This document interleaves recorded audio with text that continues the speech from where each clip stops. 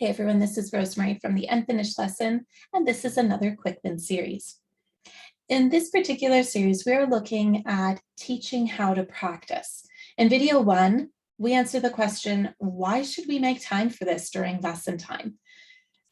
In video 2, we took a look at, how do we make this relevant for our students? If you haven't watched those videos, look in the description below and be sure to go back and watch those. I've even included something that will help you make progress in terms of this topic in your studio this week, okay? All right, so let's get into video 3. Well, video 3 is about giving ownership, not blame. Look, I hear you.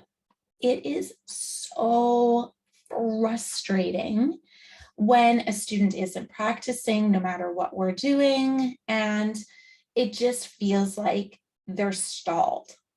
They've plateaued. You can see this conversation coming up with the parents where they're like, well, they're not really practicing and it doesn't feel like they're making progress. And we're kind of thinking maybe we'll take a break, right? It's the conversation we dread. None of us want to have this conversation with our clients. So how can we turn this around? Well, one, our students need to take ownership of their learning, right? Otherwise, practice is just everyone else's responsibility. New students to my studio, they find out very quickly that when they try to blame their parents for lack of practice, I say, oh, no, but you knew that you had committed to practicing X number of days, right? It's something I do with some of my students, not all of my students, but if they have committed that they said, I was going to practice 3 days this week. Well, but no, you said you were going to do that. It's not your parents' fault. What were you going to do, or what are you going to do this next week to make that happen? I'm always putting the ownership back on my students. Why?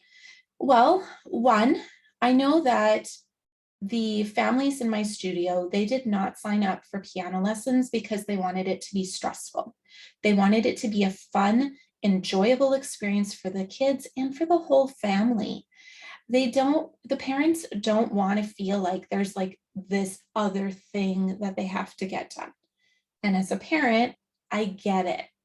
And to be honest, as a parent, I get really annoyed, especially the older my kids have gotten, when somebody doesn't just place the ownership on my kids. And somehow it's my responsibility, especially now that they're teens, that somehow I was supposed to do something.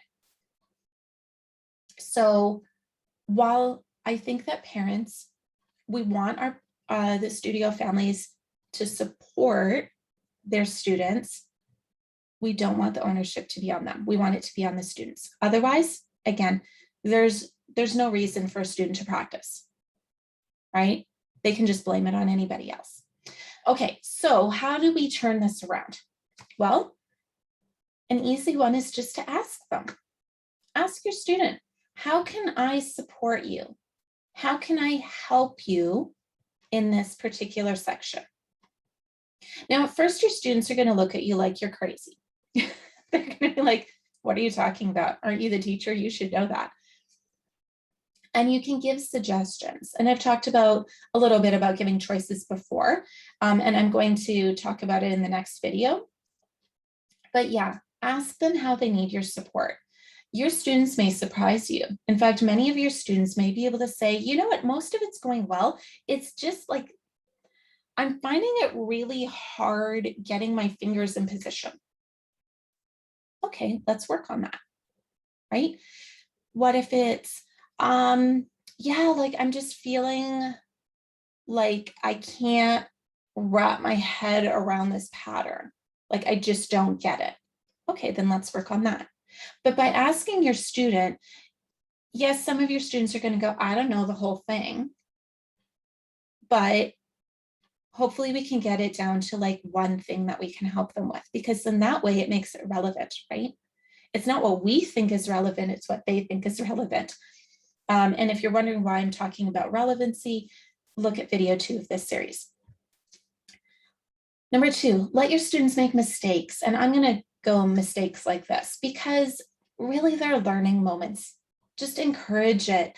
If they make a mistake, go, okay, so what did you learn from this? Or what are you going to change this next time? And I let my students know, because some of my students, they get really stressed out, like, oh my goodness, I made a mistake. And I tell them I make mistakes when I play all the time.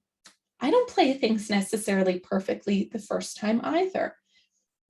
Sometimes not even the 10th time, depends on what it is. So, we are always trying to make little improvements. But again, encourage your students that it's okay. They don't have to get it perfect. We're just going to change one little thing. That's a lot less scary than the next time you play this, you're going to play it at tempo with correct notes and correct rhythm and the articulation. Oh, and by the way, I want you to do like a half pedal flutter, right? I mean, most of your students are going to be like, a what and a what now?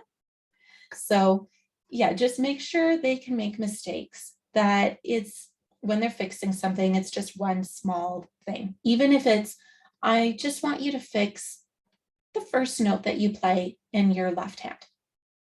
Okay, great. Yeah, okay, we know that the rest of it isn't pulled together yet, but you know what? You did what you needed to. You fixed the first note. Okay, what's the next thing we need to do? Right? And again, it's giving them ownership. It's giving them agency to decide what it is that they need to work on next. And we can guide them in that process, but really we need to put the ownership on our students. And then lastly, the third thing that I really recommend doing, I ask my students every single week. The one thing I need to remember this week is ...